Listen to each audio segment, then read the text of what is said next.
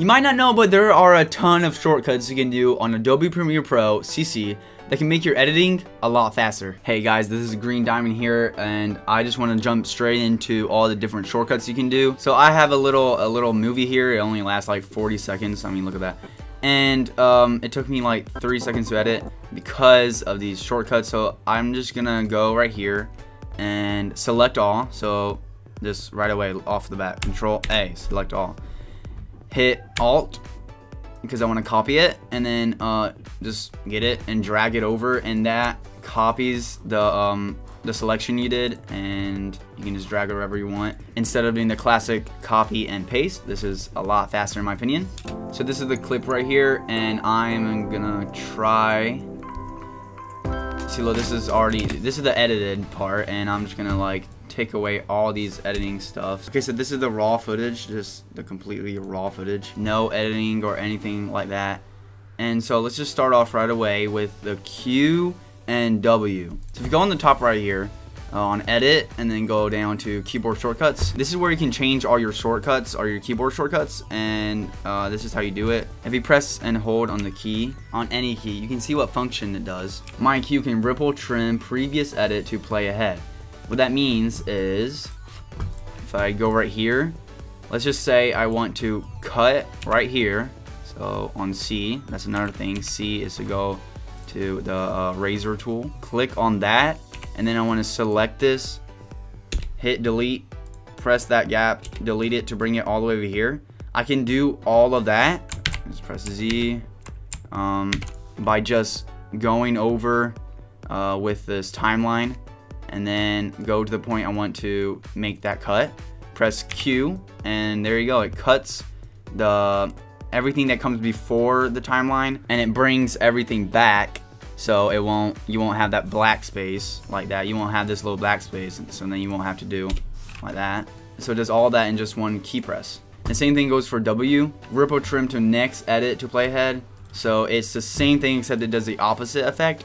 If I wanna keep all this part, the first part, and I just want to edit, and I just want to cut out this last segment right here, I go timeline right there, press W, and see that it deletes that little clip right there. That's how easy it is. If you notice, it's kind of slow. If your computer's kind of slow, kind of like mine is right now, because I'm using a old hard disk and I can't really get it to my new one, then you can just go right here and then click on this thing right here, select playback resolution, which is a resolution of the playback, and you can turn it down to a 4th, and sometimes you can also do an 1/8. And as you can see, the quality isn't that good now.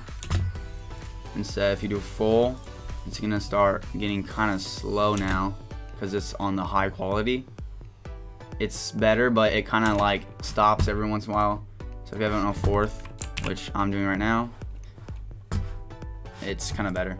And did you see what I just did there? I hit Control S, that's to save your project, just like anything else. Zooming in and out, instead of grabbing this little thing right here to zoom in and out, it's a way faster way to do it. I went over and I decided to put R to zoom in and E to zoom out, and you just, like I said before, just go right here, keyboard shortcuts. Let me see, E zoom out and R zoom in. So just right here, if you don't know how to do it, just write zoom in. You got that right there. Click on it, and then click on it again to choose. So here, like this, there, and then just click, I don't know, let's say I, but I'm already using that for something else, so I'm just gonna delete that, and then just hit OK. This saves a lot of time. I always zoom in and out, going back and forth between the clips, just so I can see the full timeline if I want to get to one place to another really fast. And it helps me a lot, actually. If you didn't know this, instead of going over here to the left and clicking on each individual tools, you can actually do this on the keyboard. So type tool is T, just click on T, click anywhere right here, and just write a bunch of stuff, and then it'll appear right here on your timeline. And then the hand tool is H, pen tool is P. It's really similar to Photoshop, actually. And then the main ones are selection tool and the razor tool. So just switching back between these two, instead of clicking on it, you can actually do it with the keyboard, like that, and then you want that to move it. Say I want to get all these clips, so starting from this clip right here and all these over there, oops, I can easily select them by just pressing on A, and then it does this tool right here, the track select forward to tool. And then I click on it and drag this way or back, whatever you want to do. So just say I want to add a clip right here, just grab it right there, like that. Go on Finder, whatever. Boom. Never mind. Say I want to drag it back, so just A, click, bloop, bloop. There you go. Oh wait.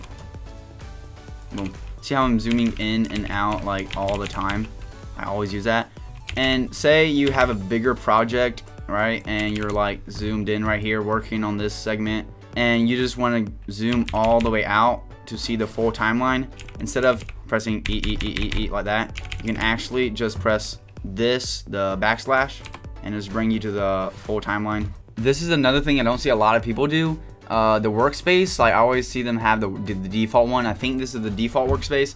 You can actually change that. So go to Window, Workspaces, and this is all, you know, the workspaces you have. I have my custom one, which is called Green Diamond. I click on that, and it has my huge edit space right here because I need all the space. And I actually have another monitor on this side. It's like over here, and this is where I have the playback, and I just have that on full size, full screen on my other monitor. And then I have my effects on this side. I can actually drag that a little bit over here. Let me just go back right here just so y'all can see what I'm working on. You can just do that by going over with your mouse on the top of the panel. You see that little square thing?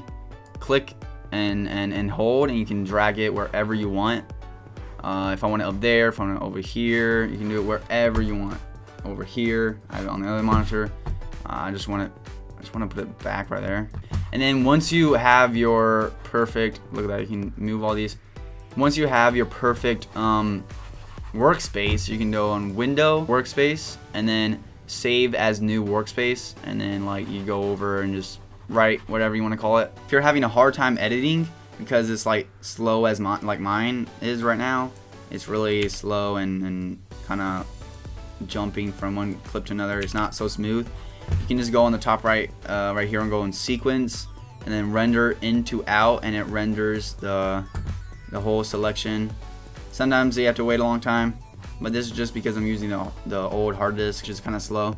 And then once that's done, mine is gonna take forever. But this green, we're gonna have this green color thing right here instead of having it yellow, and it's gonna go really smooth. You can just go back and forth; it'll be really smooth. I recommend you always save your project anytime you do like maybe every other minute you have to save it like that. Or you can go on the settings and you can do auto save, and now you can do it like what, 5 minutes I think.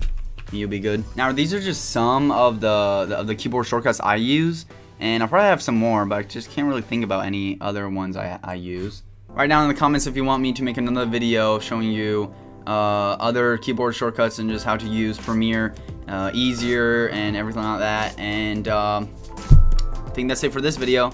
Subscribe to my channel, Green Diamond, and I'll see you in the next video.